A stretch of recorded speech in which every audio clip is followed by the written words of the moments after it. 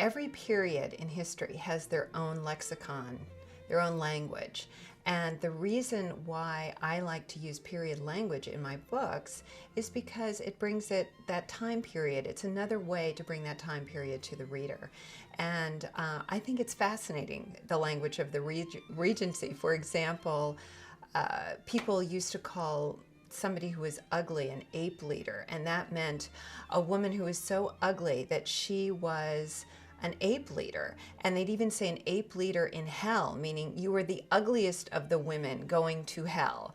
So, I mean, anyone who has been called an ape leader in hell, to me, that's a lot worse than the kind of language you'd find today. The way I test my books and my language and whether it's too far out there is I have a couple of friends who don't read very much Regency set historicals, and I usually have them read my books. And for example, if somebody says, "What does ton mean?" I know I'm in trouble, and I know that that's a word that a lot of Regency set historicals you'll find in books. But if someone doesn't know what it means, it can be a little intimidating.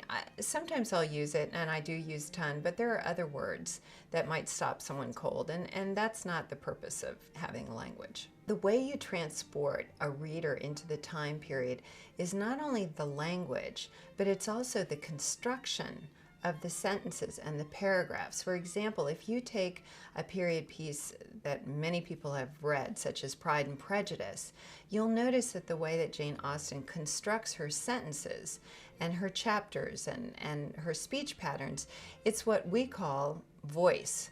And the trick is, I think, that a great author has a unique voice that's true to the time period.